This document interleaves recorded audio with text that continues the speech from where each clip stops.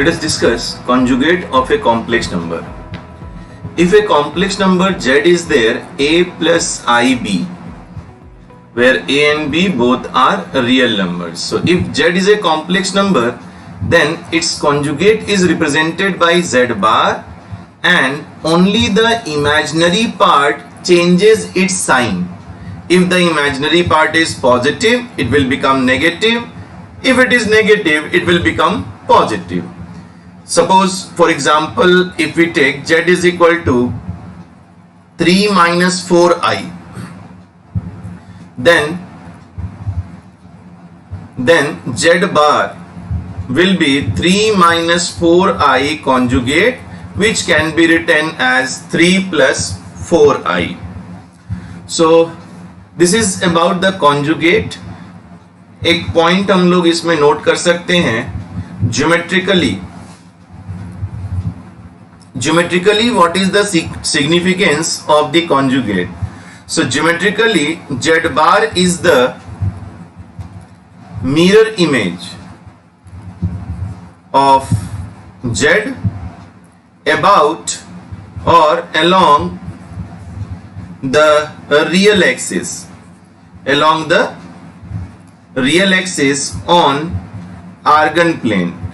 Argon plane means a plane in which real axis is there and imaginary axis is there. Suppose, for example, if we take z is equal to minus a minus ib, और a और b क्या है? a and b are greater than 0, real numbers. They are real numbers, positive real numbers.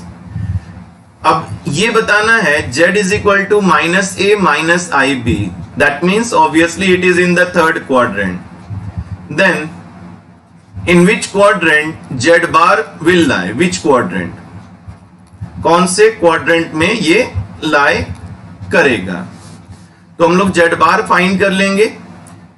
z bar find कर लेंगे, that will be minus a plus ib. So real part is negative, imaginary part is positive, and obviously it is in the second quadrant. और यदि हम लोग mirror image से यदि सीखेंगे, so if z lies in the third quadrant, इसका mirror image ले लिया जाएगा along x axis, real axis. Then this will be the z bar. So z bar will lie in the second quadrant. इसी तरह से suppose हम लोग एक एग्जांपल लेते हैं, that if z lies in second quadrant, then minus z bar lies in which quadrant? Solve किया जा सकता है इजिली. सपोज हमने ले लिया सेकेंड क्वाड्रेंट है, तो minus A plus I B, the real part will be negative, imaginary part is positive. A and B हम पॉजिटिव ले रहे हैं, fine, they are positive real numbers. So अब हम लोग जेड बार फाइंड कर लेते हैं. Z bar will be minus A minus I B. So minus of Z bar will be A plus I B, and obviously it is in the first quadrant. इस तरह से हम इस problem को solve कर सकते हैं. So what is Z bar? It is the mirror image along X axis और real axis. Now let's discuss properties of conjugate. Properties of conjugate. So let us see the first point, z double bar. यदि हमने दो बार conjugate ले लिया, then it will become z. If we want real part of z, हमें क्या करना है? हमें z और z बार को ऐड कर देनी है by 2. Similarly if we want imaginary part of z, then हमें z और z बार को माइनस करनी होगी एंड डिवाइडेड बाई 2i. इस बात को याद रखेंगे, divided by 2i.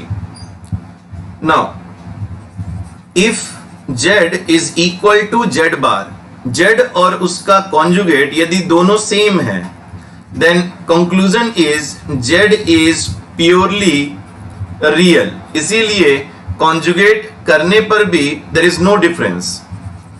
Now if z plus z bar is equal to 0, then its conclusion is z is purely imaginary. That is the conclusion. Now अब याद रहे कॉन्जुगेट हम लोग किसी भी ऑपरेशन पर लगा सकते हैं. That means addition, subtraction, multiplication and division. यदि हम लोग कॉन्जुगेट लेंगे then conjugate can be applied individually. Z1 into Z2 bar, it can be written Z1 bar into Z2 bar. यदि हमने डिवीजन पर अप्लाई कर दिया then also Z1 bar by Z2 bar individually लिया जा सकता है. सिमिलरली यदि कॉम्प्लेक्स नंबर पर कोई पावर है and we are taking conjugate, then conjugate we can take and power we can keep outside also. So this is about conjugate of a complex number. Now modulus of a complex number, यदि z है a plus ib, मान लेते हैं z is a plus ib, it is a complex number. a and b क्या है? a and b are real numbers. So we can represent the complex number z in the Argand plane. Argand plane में this is the real axis and this one is imaginary axis. Y axis को imaginary axis बोलते हैं. So wherever will be a, 0 on the x axis and 0, b will be on the y axis. तो आपको point मिल जाएगा z. Now suppose this point is p. So complex number is represented at point p. p का coordinate हो जाएगा obviously a, b. Then if we join point P with the origin, then this distance is called mod z, modulus of complex number. So mod z is simply the distance of complex number from origin. So it is root over a square plus b square. That means root over real part square plus imaginary part square.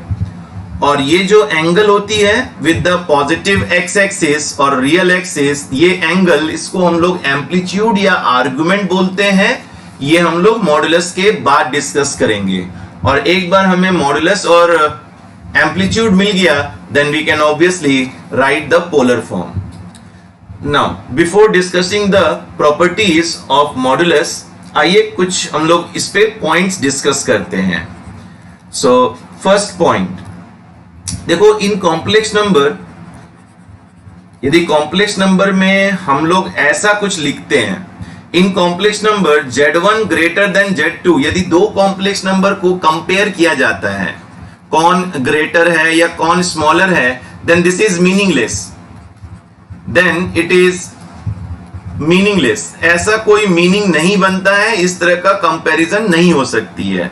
But mod of Z1 greater than mod of Z2 या फिर mod of Z1 less than mod of Z2, ऐसा कुछ लिखा जा सकता है, then it is possible. This is possible. ऐसा possible है. Fine. Now हम लोग लिखते हैं mod Z. So mod Z is actually mod Z minus 0. Fine, which gives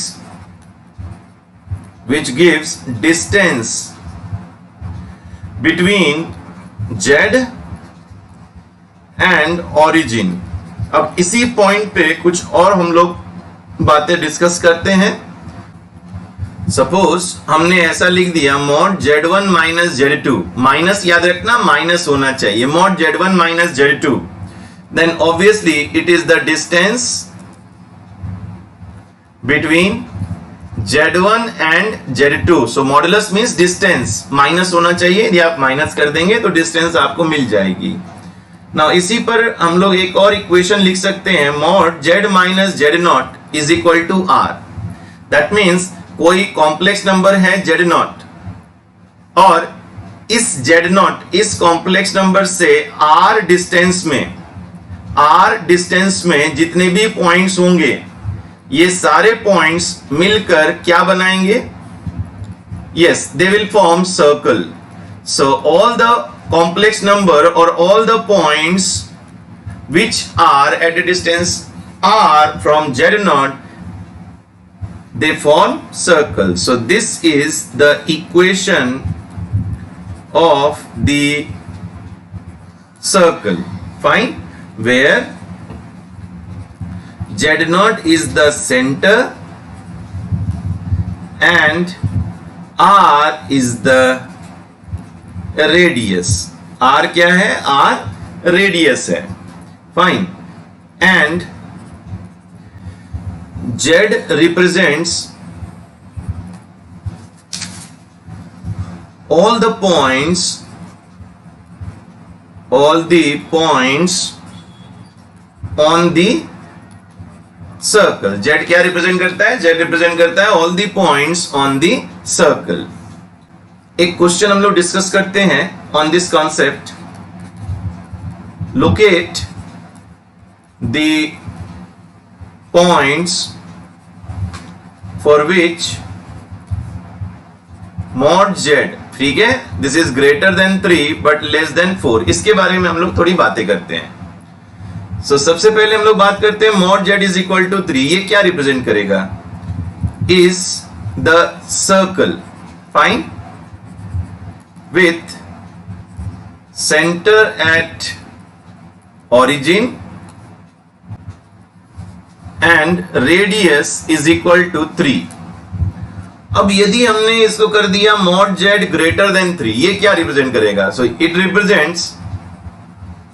represents all the points which are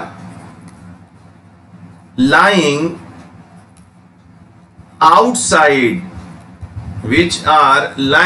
outside this circle. Fine. इसी तरह से यदि हम बात करेंगे mod z is equal to 4, तो ये भी सर्कल है. Centre again at origin and radius will be 4. लेकिन यदि हम लोग लिख देंगे mod z less than 4, then again it represents all the points inside the circle, inside this circle, जो इंटरनल है, इस सर्कल के इंटरनल है. दैट मीन्स सपोज ये सर्कल है, centre is at origin and this distance is 3. Fine. इसका radius क्या है? 3 है. इसी तरह से एक और सर्कल हमने लिया and again centre is at origin और ये डिस्टेंस दैट मीन्स ये रेडियस 4 है. फाइन. ये रेडियस क्या है? ये रेडियस 4 है. सो जो स्मॉलर सर्कल है इसके आउटसाइड और ग्रेटर सर्कल के inside, that means this shaded portion, whatever points lies in this shaded portion will be represented by this given equation. So हम लोग लिख सकते हैं the points in the shaded area represents the points for which mod z is greater than 3 but less than 4. ये इसका answer होगा. Next let us discuss properties of modulus. So modulus का definition तो हम लोग जान गए, फॉर्मूला हम लोग जान गए. सपोज पहली प्रॉपर्टी हम लोग देखते हैं, mod z यदि 0 है, सो इसका कंक्लूजन है that complex number is 0. Fine. उसका रियल पार्ट, इमेजिनरी पार्ट दोनों 0 है. नाउ याद रखेंगे, this is an important property. Mod of z मतलब z की डिस्टेंस, कॉम्प्लेक्स नंबर की distance from origin is equal to mod of z bar. z का जो डिस्टेंस होगा ओरिजिन से, वही डिस्टेंस z बार का भी होगा, वही डिस्टेंस नेगेटिव ऑफ z का भी होगा, वही distance negative of z bar का भी होगा. Third property, very important property, that z into z bar is equal to mod z square. Fourth property, it is related to multiplication if Z1 into Z2 का mod लिया गया है, it can be written mod of Z1 into mod of Z2। Similarly यदि division में है then also individually mod can be taken. But एक बात याद रखेंगे, एडिशन और सब्ट्रैक्शन में इंडिविजुअली नहीं मॉड लेंगे। That means Z1 plus Z2 mod, इसको direct mod Z1 plus mod Z2 नहीं लिखेंगे। फाइन, ये स्पेशल केस में ट्रू हो सकता है बट इन जनरल ये एक फॉर्मूला नहीं हो सकता है।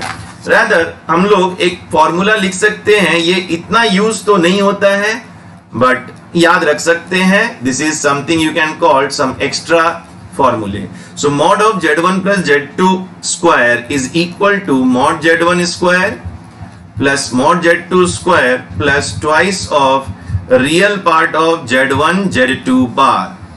इसी तरह से माइनस के लिए भी है, Z1 minus Z2 mod square.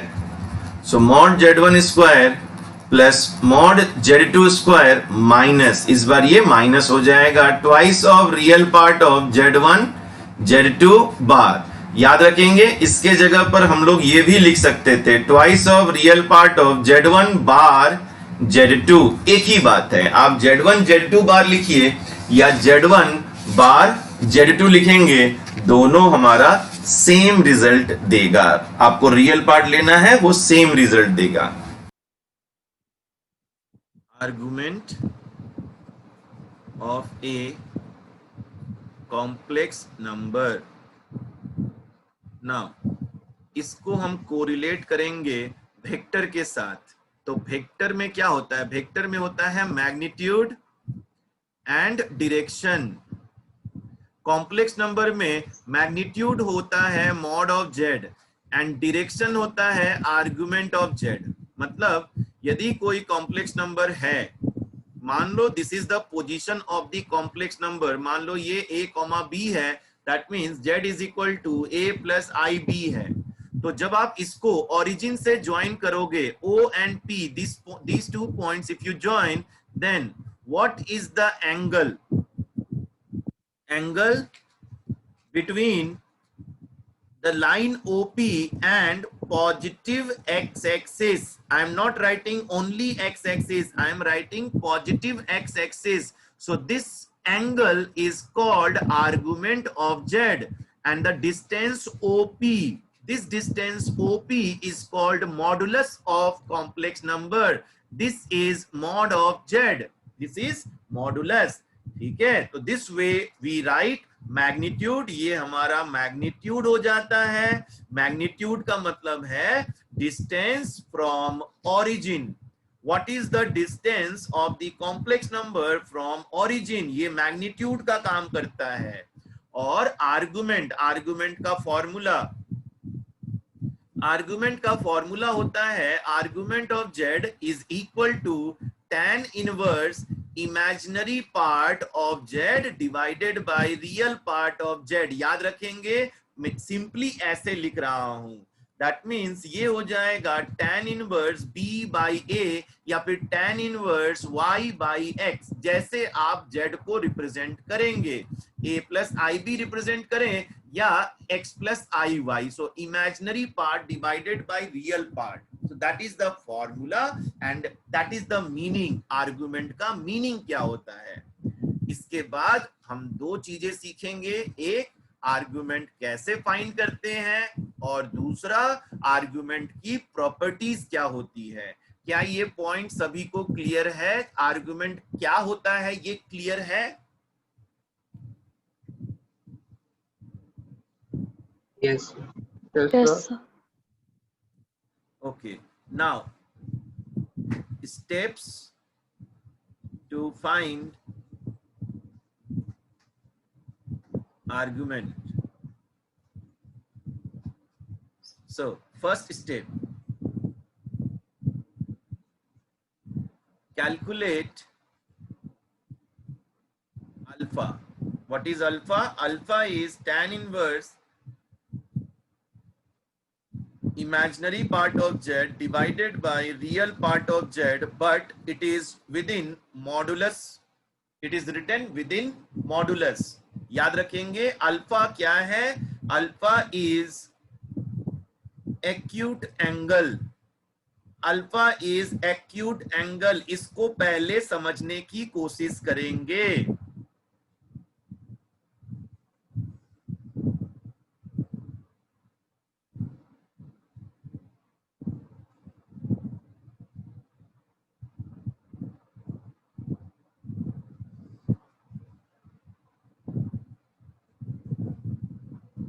Now, if my complex number is in first quadrant, यदि मेरा complex number first quadrant में है, तो मान लो यहां कहीं है z, तो अल्फा क्या होगा? यदि कॉम्प्लेक्स नंबर सेकेंड क्वाड्रेंट में है, तो मान लो z यहां है, तो अल्फा क्या होगा? यदि थर्ड क्वाड्रेंट में है, तो मान लो यहां कहीं है z, एंड फोर्थ क्वाड्रेंट मान लो यहां कहीं है z। तो इन सारे सिचुएशंस में अल्फा क्या है, स्टेप नंबर 1 पहले क्लियर करेंगे। तो जब आप इसको ज्वाइन करते हो, आपका एंगल क्या बन रहा है? Alpha is the angle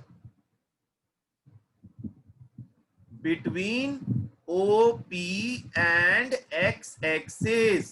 What is missing in this statement? क्या है ऐसा जो मैंने पहले ऐसा स्टेटमेंट लिखा था अभी नहीं लिखा है?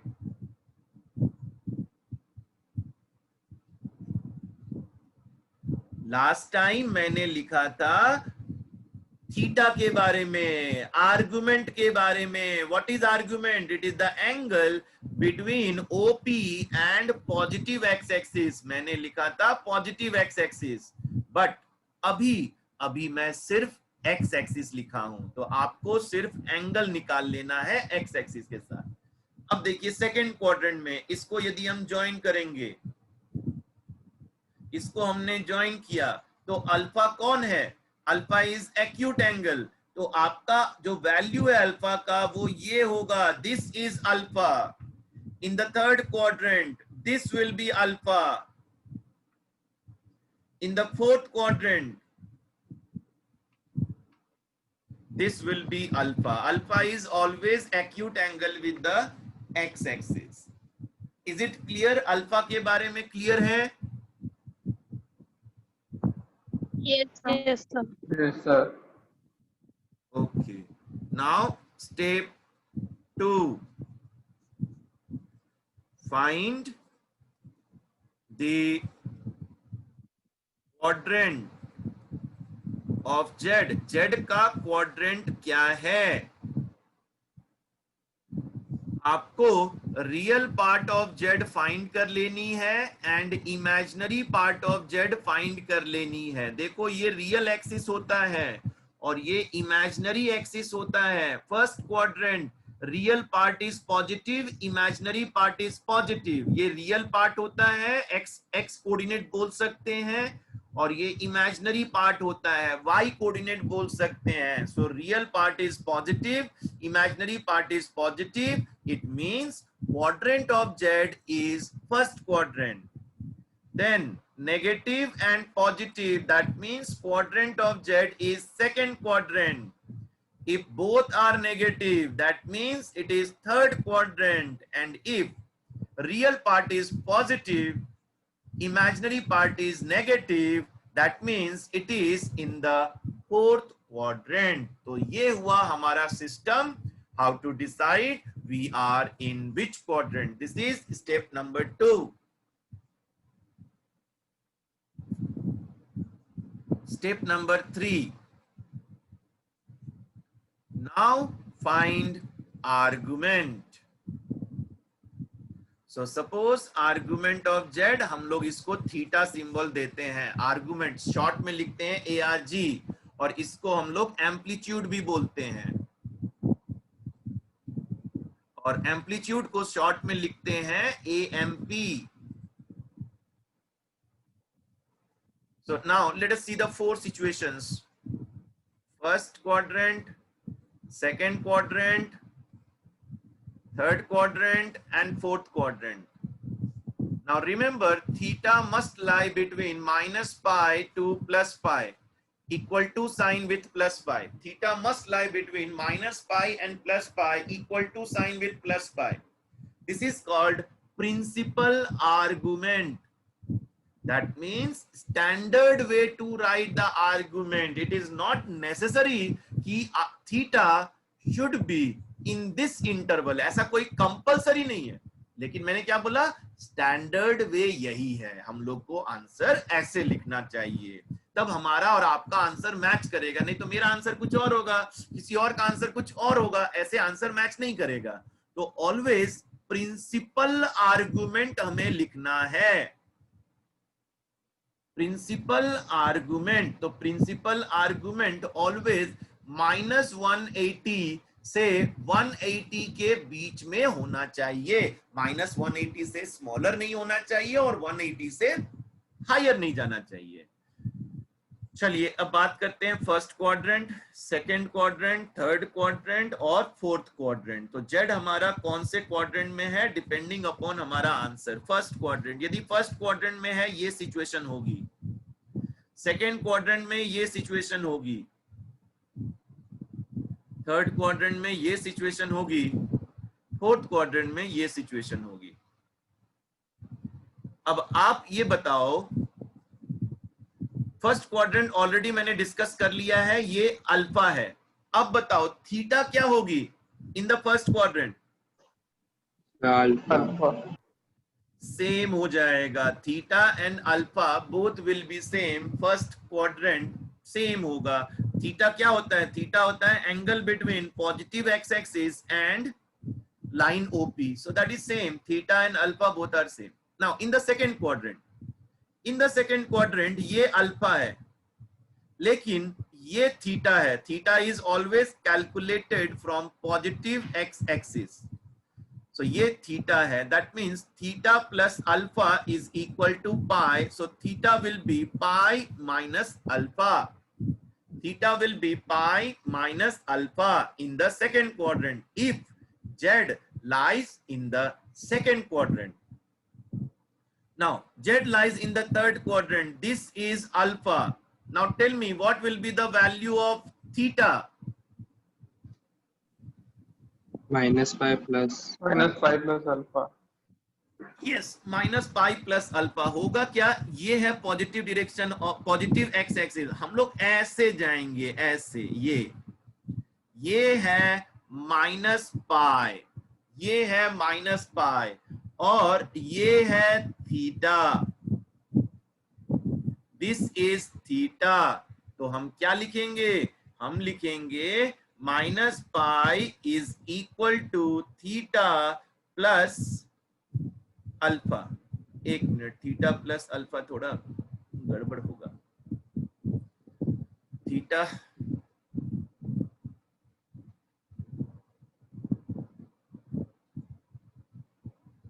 -pi ये थोड़ा सा समझना होगा, ठीक है? क्या समझना होगा? ये थीटा माइनस अल्फा होगा, theta minus alpha is equal to -pi। मैं थोड़ा समझाने की कोशिश करता हूं। ये देखो थीटा ये नेगेटिव है, आप देख सकते हो क्लॉकवाइज डायरेक्शन नेगेटिव है। जहां तक अल्फा की बात है, अल्फा हमेशा पॉजिटिव है। आप ये देखो अल्फा का जो फॉर्मूला है, अल्फा इज ऑलवेज पॉजिटिव,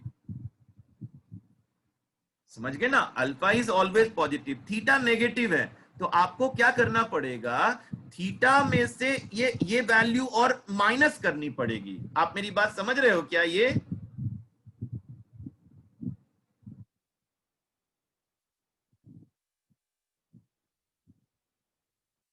तो -थीटा प्लस अल्फा लिख सकते हैं ना? देखो ये थीटा है, मान लो ये है 45 डिग्री, ठीक है, और ये थीटा है, तो थीटा ऑब्वियसली हो जाएगा हमारे पास 135 degree negative, -135 degree. Theta is -135 degree और ये कंप्लीट हो जाएगा -180 डिग्री। तो अब बताओ क्या लिखोगे? -180 डिग्री इज इक्वल टू क्या लिखोगे? थीटा, और ये अल्फा है, तो अब बताओ थीटा और अल्फा को कैसे लिखोगे? Theta minus alpha.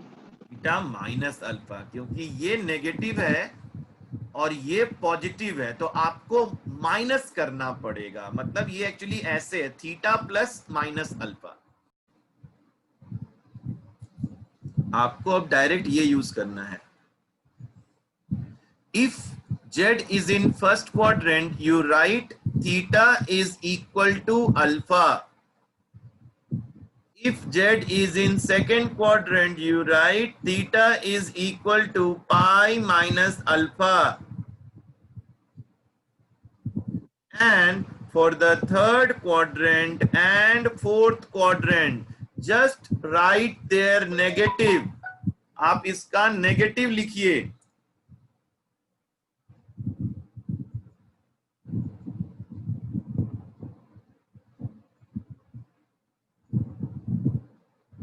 आप इसका नेगेटिव लिखिए। सो पाई माइनस अल्फा का नेगेटिव हो जाएगा माइनस पाई प्लस अल्फा। फिर से इसका नेगेटिव लिखिए फोर्थ क्वाड्रेंट में, तो थीटा की वैल्यू हो जाएगी minus alpha. So this is the third step. According to the quadrant आपको आर्गुमेंट लिखना है। अब बताइए, क्लियर है सभी कुछ? Yes, sir. And last, properties. Properties of argument. Properties of argument. ठीक है, properties of argument. तो चलिए लिखिए। लॉग की तरह प्रॉपर्टी होता है, डायरेक्ट लॉग की प्रॉपर्टीज बस लिखते जानी है। जैसे आर्गुमेंट ऑफ z1 z2, तो लॉग में जैसे लिखते हैं log a into b, that is log a plus log b, same लिख देना है। Argument of z1 plus argument of z2, argument of z1 by z2, same like log. Log of a by b is equal to log a minus log b. So argument of z1 minus argument of z2. Argument of z to the power n, power will come outside, जैसे log में power outside आता है, n argument of z. Fourth argument of Z bar, ये conjugate का है, relation between conjugate and the given complex number. So argument of Z bar is minus argument of Z. So this was about argument of a complex number.